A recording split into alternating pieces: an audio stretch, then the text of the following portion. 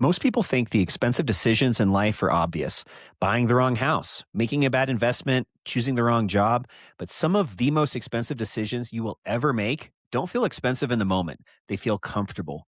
Comfortable to stay where you are, comfortable to avoid the hard conversation, comfortable to skip the risk, skip the workout, skip the uncomfortable next step. And that's what makes comfort so dangerous, because comfort doesn't send you a bill today, it sends you a bill 5 years from now. So, today, on a brand new episode of the Pursuit of Progress podcast, we're going to break down the true cost of comfort and why so many people unknowingly trade long term growth for short term ease. Along with my co host, Ben, let's jump into a brand new episode.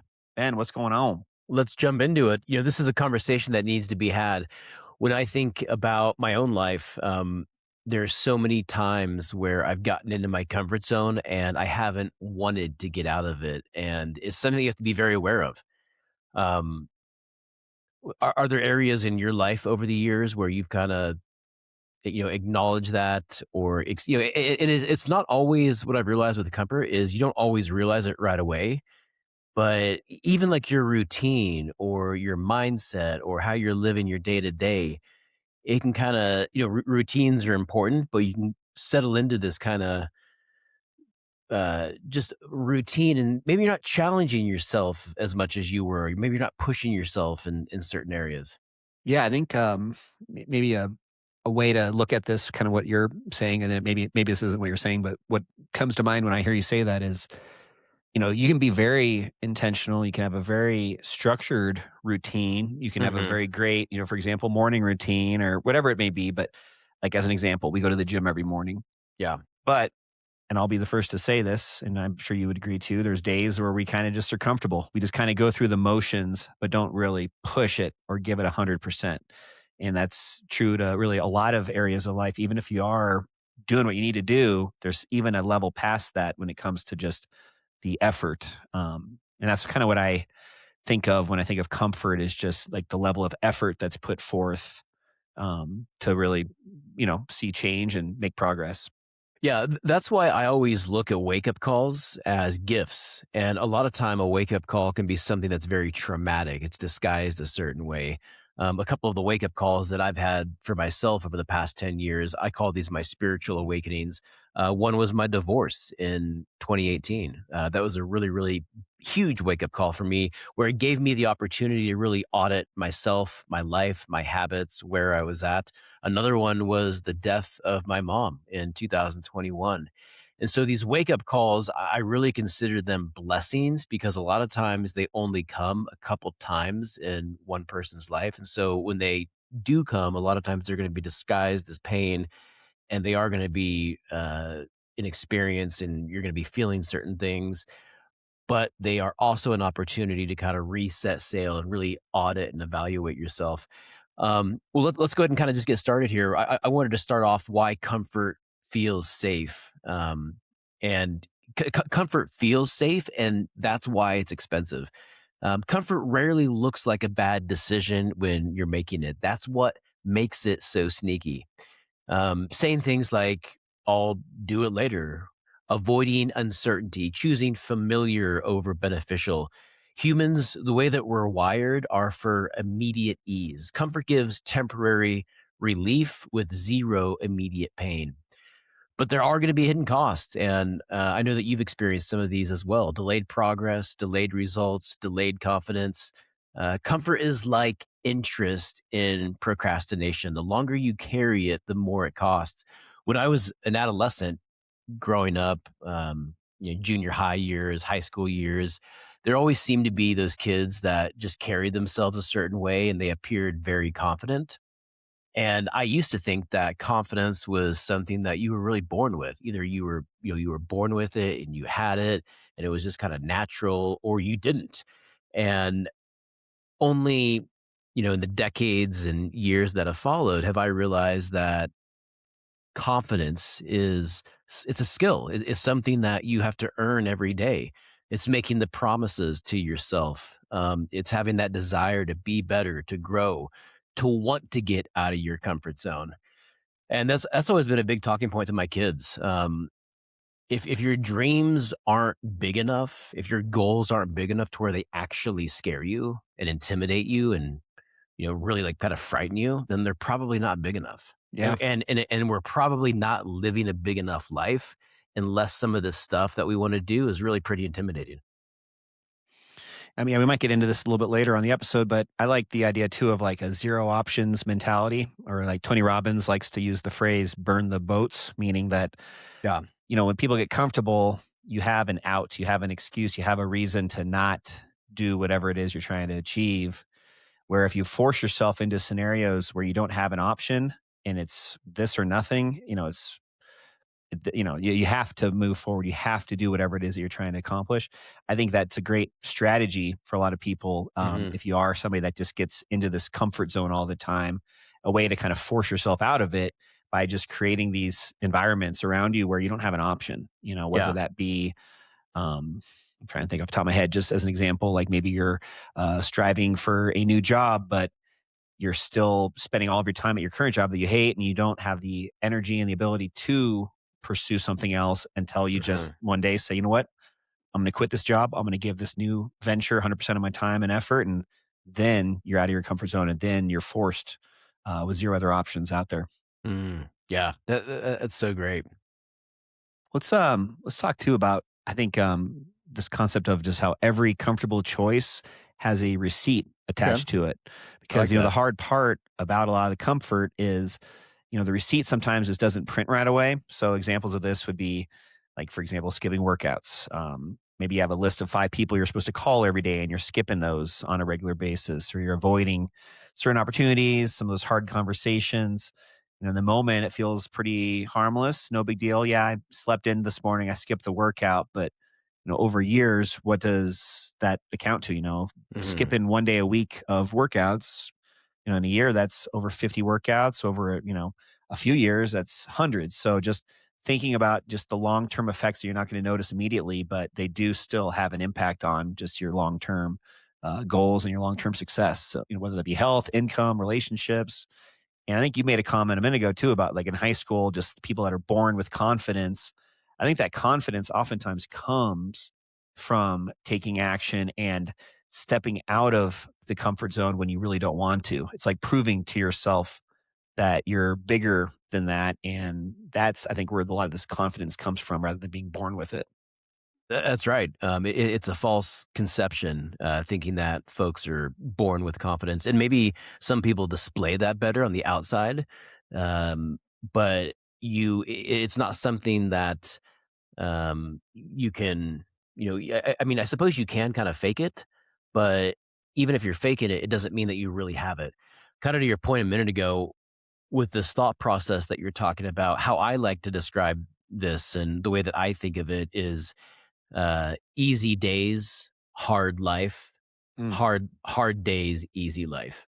And so kind of I love that point about the receipts where a lot of times the receipts don't show up if you miss the workout or you don't go to the gym, you don't get up on time, or maybe you don't go to bed on time. You don't do the things that you're supposed to be doing. Well, what are the consequences? A lot of times in the moment, you're not really even going to notice the consequences, but it's that compounding over time. And so for the folks that live very easy days, a lot of times they have a hard life. That might, definitely. if you're living easy days, you're probably not strict with your diet, or maybe you're not going to the gym, or you're not taking care of yourself. Um, Maybe you're not developing your skills the way that you should, and your career is not as fulfilling as what you had hoped for. So you're living easy, but your days are very hard. Your life is very hard. On the opposite, somebody that lives their days very hard, meaning they are disciplined, they are working out, they're committed, they're following through with what they say, they're developing themselves as a parent, as a person, as a leader. They're growing their skills, they're becoming more valuable in the marketplace. Those are not easy days, but their life is very easy because they're going to have options. A lot of times they're going to have financial security. They're going to have better options when it comes to finding a mate. So that's one thing that, and from looking, looking at others and the way that they live lives, you can start to identify whose days are easy and whose days are hard. Love that, man. That's really good. Yeah, I think, it's something that, like, I mean, we just not to, broken record here, but it's just something that you don't see necessarily. It's this just trust in yourself, trust in others. You look at every single successful, whether it be entrepreneur or just, in athletics, anything really. Yeah. The one thing they all have in common is they're really good at the simple, basic things, but the kicker is consistently.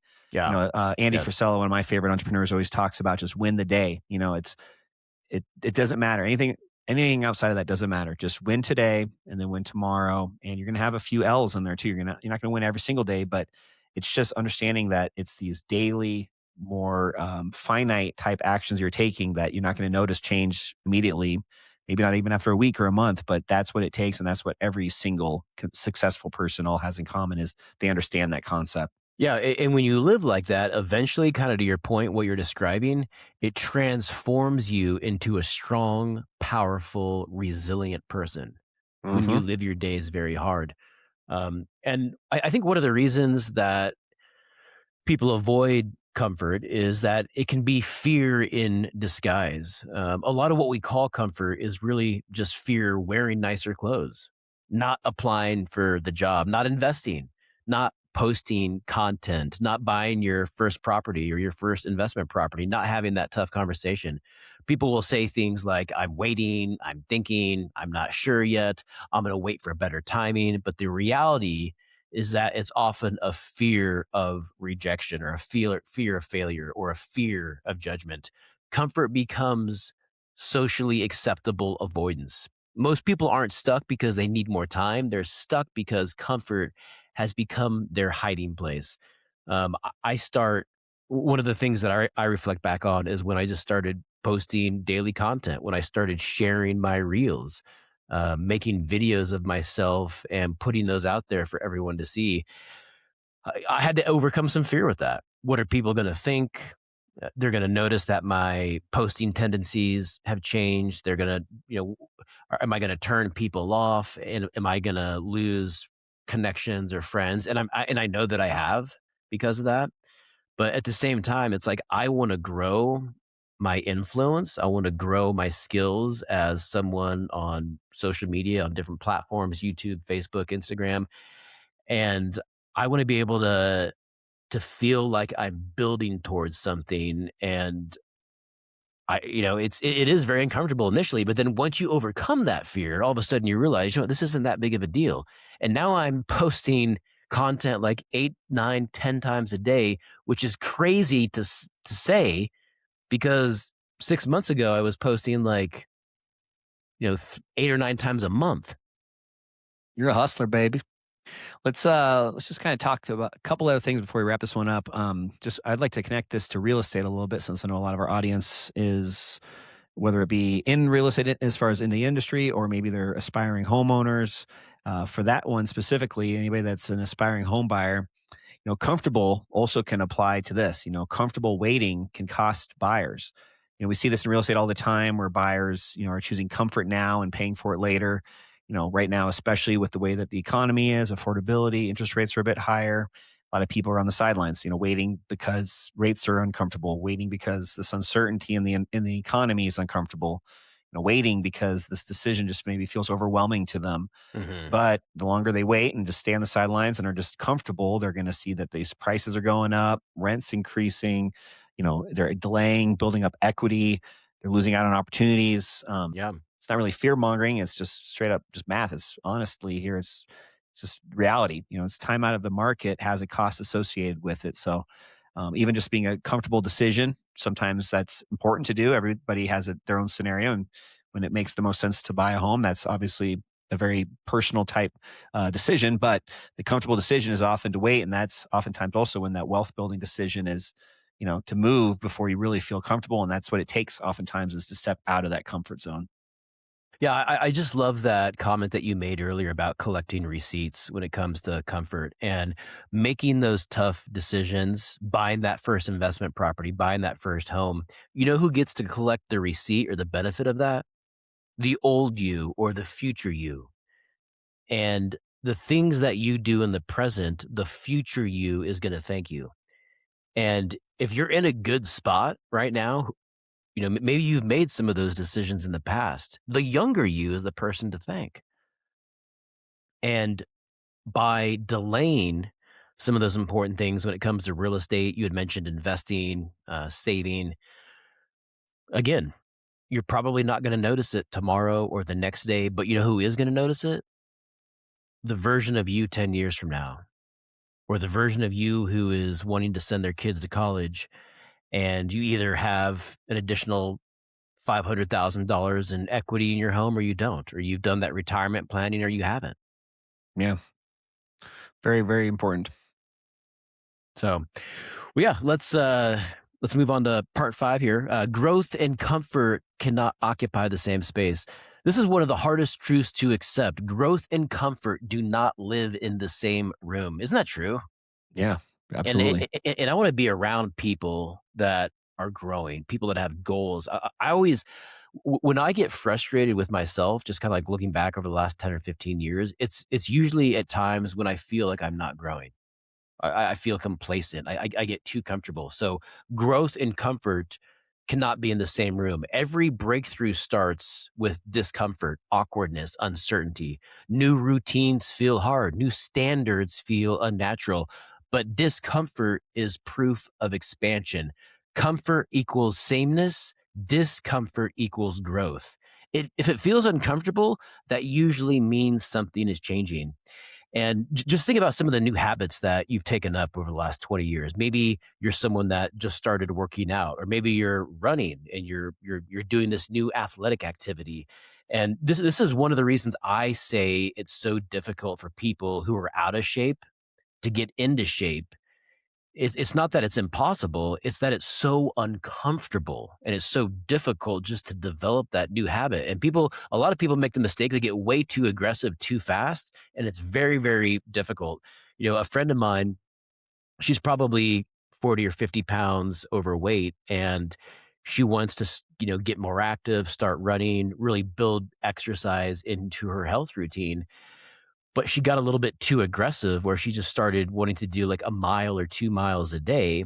And when you're out of shape, when you're overweight, when you haven't developed that memory muscle as far as just doing the habit, and then you don't have the physical muscles, it's very, very challenging. I mean, have you ever tried to go run a mile like out of shape? Well, it's insane.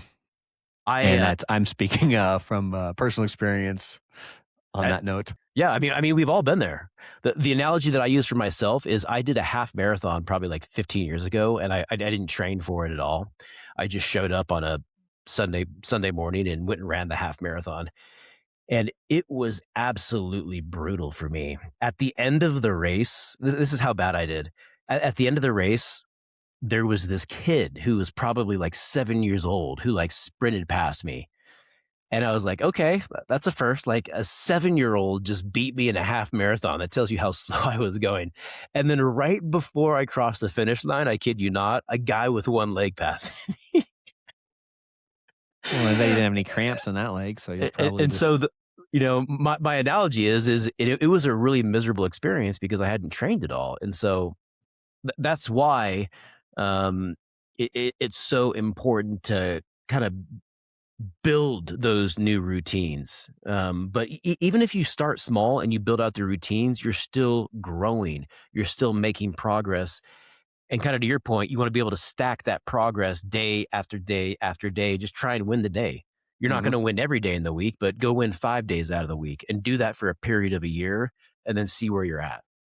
Yep. That's where you see the most growth is just these little small actions on on a repeated, consistent basis. I think the last point I'd like to share is just kind of an internal idea for anybody listening that's really, feeling motivated from what we're talking about. And that's just to ask better daily questions, just really Yeah. feeding your mind the appropriate, correct, just input into your brain just to help with this. So, start with just kind of not necessarily a script, but just having some of this in the back of your mind and starting to just be very intentional about changing your thought process and how you say Yeah. some of this stuff. So instead of asking, what feels easiest today, start asking, what would the future me thank me for?